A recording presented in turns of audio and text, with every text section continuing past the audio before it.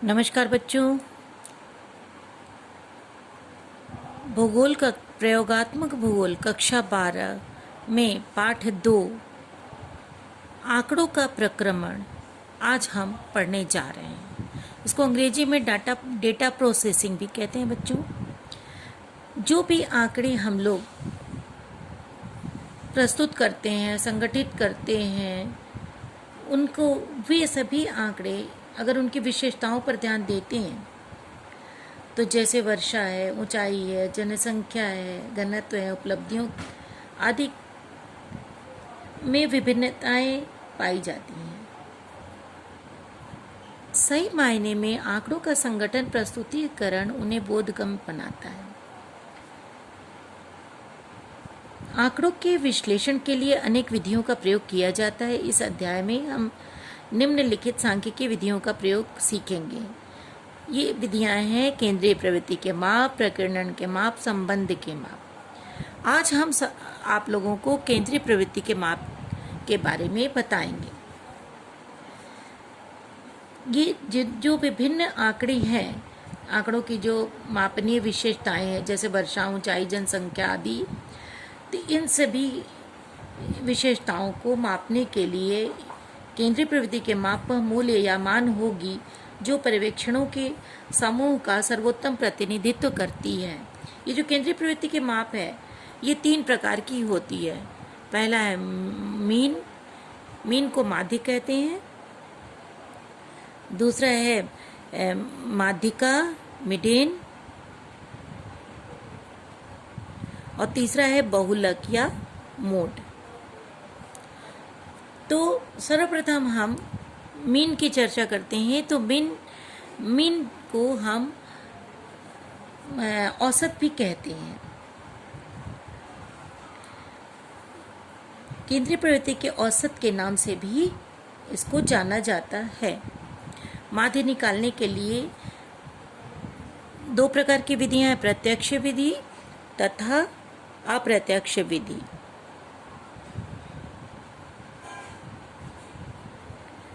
सर्वप्रथम हम प्रत्यक्ष विधि से मीन की गणना करना बताएंगे। अप्रत्यक्ष विधि 2 प्रकार से के आंकड़ों से निकाली जाती है। एक अवर्गीकृत आंकड़े, दूसरा है वर्गीकृत आंकड़े। अवर्गीकृत आंकड़ों में हम आपको बता रहे हैं कि जैसे कि कुछ बच्चे हैं, खेल रहे हैं मान लीजिए, और हमको उनकी औसत आयु पता करना है कि जो बच्चे यहाँ पर इकट्ठे हैं या खेल रहे हैं उनकी औसत आयु क्या है। उन बच्चों में जो बच्चे हैं, एक 4 साल के भी बच्चे हैं, 6 साल का भी बच्चा है, 8 साल का भी बच्चा है और 10 साल का भी बच्चा है। किंतु यहाँ पर हमको उनकी औसत आयु पता करनी है। तो औसत आयु पता करने के लिए हमें मीन निकालना होगा। तो मीन का फॉर्मूला है, मीन इसको कहते हैं, एक्स बार का मतलब होता है मीन। इसको हम लोग मीन भी कहते हैं बच्चों, है ना, मीन या माध्य। तो माध्य का जो फॉर्मूला है सिग्मा एक्स अपॉन एन। ये फॉर्मूला जो है अवर्गीकृत आंकड़ों के लिए से मीन निकालने के लिए है। सिग्मा का मतलब होता है योग, एक्स का मतलब होता है कि प्राप्तांकों के एक अंक का मान एक्स। तो यानी कि एक ये है, 1 2 3 4 5, यानी 5 अंक है हमारे पास। तो एन का मतलब होता है 5। अगर हमारे पास 5 अंक है तो एन बराबर 5 हो गया। अब हम एक्स को जोड़ेंगे, यानी कि 6 8 10 4 और 4, ये सभी को हमने यहाँ पर प्लस किया और अपॉन 5। तो ये हो गया सिग्मा एक्स अपॉन 5। तो इससे अगर हम इसको जोड़ते हैं तो हमारा हो गया 4 4 8 10 18 8 26 6 32, यानी 32/5। और 32/5 को 5 से 32 को जब हम डिवाइड करेंगे तो हमें आएगा 6.4, हमारे पास आंसर आएगा बच्चों। इसका मतलब है कि जो मीन की और माध्य की खासियत यही है कि ना तो इस किनारे वो होता है, ना तो वो अधिकतम अंक के पास होता है और ना वो न्यूनतम अंक के पास होता है। वो अधिकतम और न्यूनतम के ठीक बीचों बीच होता है। तो हमारा अंक क्या आया माध्य 6.5, जो ना तो 4 के पास है और न ही 10 के पास है, दोनों के बीच में स्थित है। तो इसका उत्तर ये हो गया 6.4।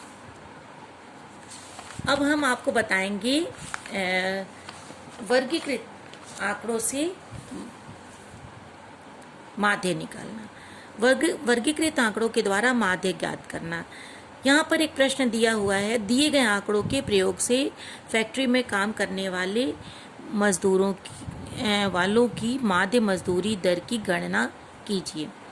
ये जो आंकड़े हमें मिले हैं जिनकी हमें गणना करनी है, वो है मजदूरों की जो है तनख्वाह जो दर है 50 से 70 तक रुपए प्राप्त करने वालों मजदूरों की 10 है संख्या, 70 से 90 के मध्य रुपए प्राप्त करने वालों की मजदूरी प्राप्त करने वालों की संख्या 20 है।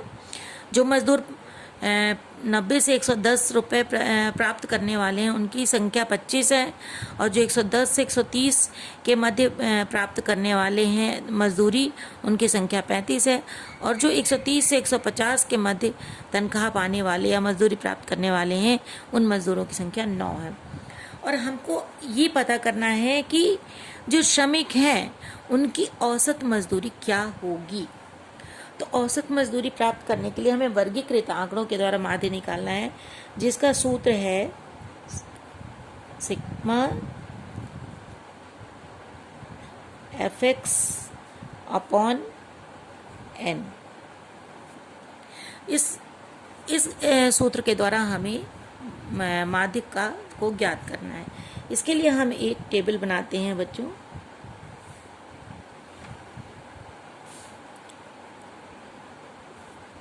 सर्वप्रथम हम इसमें वर्ग अंतराल को देखते हैं। 50 से 70 वाले कितने मजदूर हैं? 1 मिनट, सॉरी, इसमें तो क्लास 1 इंटरवल लिखना है बच्चों। देखिए जल्दी से, सबसे ऊपर क्या लिखना है आपको पता ही है, इसमें क्लास इंटरवल है, वर्ग अंतराल, इसके बाद है फ्रीक्वेंसी f, इसके बाद है x, और यहाँ हमको निकालना है fx, क्योंकि हमारा सूत्र ही है सिग्मा fx। तो यहाँ पर है 50 से 70 वाले 10 मजदूर, 70 से 90 वाले 20 मजदूर, 90 से 110 वाले 25 मजदूर हैं, और 110 से 130 रुपए पाने वाले 35 मजदूर हैं, और 130 से 150 रुपए प्राप्त करने वाले 9 मजदूर हैं। ठीक है बच्चों, अब हमको निकालना है x। हमारे पास क्लास इंटरवल है और फ्रीक्वेंसी है, और हमको निकालना है x। x का मतलब होता है मिड पॉइंट। मिड पॉइंट किसका मिड पॉइंट है बच्चों? क्लास इंटरवल का मिड पॉइंट हमको निकालना है। यानी कि 50 और 70 को अगर हम जोड़ते हैं और 2 से डिवाइड करते हैं तो 50 और 7 5 12 120 हुआ। 120 को अगर हम 2 से डिवाइड करते हैं तो हो जाएगा 60। इसी तरह से हमको सबका निकालना है, दोनों को जोड़ करके 2 से डिवाइड करना है। लेकिन इतना कैलकुलेशन करने की जरूरत नहीं है, आप सीधे इसमें 20 जोड़ते जाइए। अब देखिए 20 का अंतर है, 70 90 110 130 150, तो सब में 20 का अंतर है, तो यहाँ पर आप 20 जोड़ दीजिए। 60 के बाद 80, 80 के बाद 100, 100 के बाद 120, और 120 के बाद 140। या आपने मध्य बिंदु आपने निकाल लिया। मध्य बिंदु निकालने के बाद आपको निकालना है fx। fx का मतलब होता है f और x को गुणा करना, है ना। fx का मतलब होता है f इंटू एक्स, ठीक, f इंटू एक्स। तो अब 60 दहा में 600, 20 8 1600, ठीक है ना बच्चों। अब है 25 को 100 से गुणा करोगे तो सीधे सीधे 2500 हो गया। और 35 गुणे 12 को निकालने के लिए आप 0 कर लीजिए और 12 से 35 में गुणा करिए। 12 25 60 और 12 36 और 6 42। अब है 9 से 14 में गुणा करिए। 9 0 0 और 9 चौको 36 और 9 एकम 9, 10 11 12, 1 1260। ये आंकड़े आपके हो गए। अब हमको ये सूत्र अप्लाई करना है। मीन इज इक्वल टू, इसको जोड़िए आप। पहले तो आप फ्रीक्वेंसी को जोड़ लीजिए। तो फ्रीक्वेंसी को जोड़ेंगे तो आपका आ रहा है 5 5 10 9 19। एन है ना, एन इज इक्वल टू 19 और फिर इसके 1 2 2 4 2 6 3 9 यानी कि 99। और अब हम सिग्मा एफ एक्स करना चाहते हैं। एफ एक्स को जोड़ेंगे तो हमारा हो जाएगा 0 और 6 और 6 6 12 5 17 18 19 20 21 और हासिल 2 1 3 2 5 4 9 1 10। तो ये हो जाएगा 10,160। ये क्या आया? F x. Sigma F x बराबर 10,160। अब इस कैलकुलेशन को करने के लिए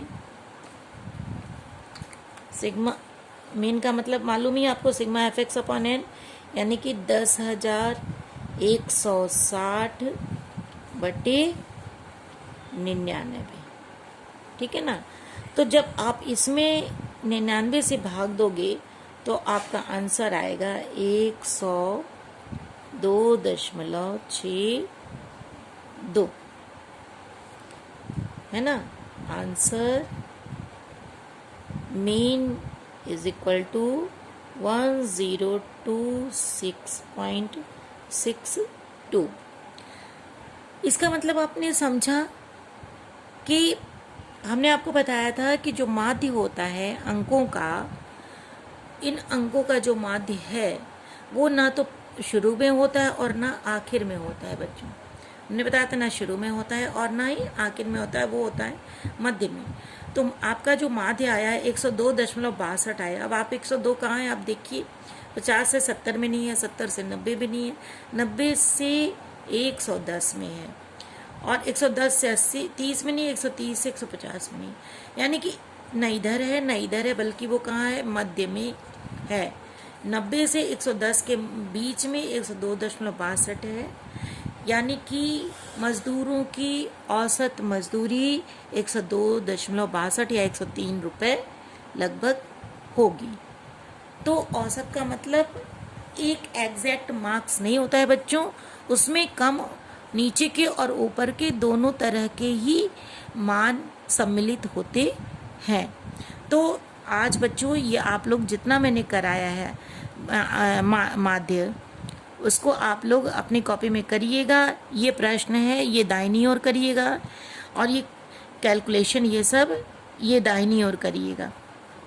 ये सब प्रश्न को तो आप दाहिनी ओर करेंगे। ये जो चित्र है आप लोग बाएं पेज पर करिएगा, बाएं पेज पर करिएगा और ये बाकी कैलकुलेशन जो है आप दाहिने पेज पर करिएगा। तो इस तरह से आप लोग कॉपी में करके और हमको दिखा दीजिए। इसके अतिरिक्त मैंने जो अवर्गीकृत आंकड़ों वाला जो कराया है सवाल, अवर्गीकृत आंकड़ों का जो हमने उदाहरण दिया था, ये पूरा का पूरा ये आप अपनी कॉपी में लिख लीजिएगा। और अब हम कल आपको जो है अप्रत्यक्ष विधि से माध्य निकालना बताएंगे बच्चों। धन्यवाद।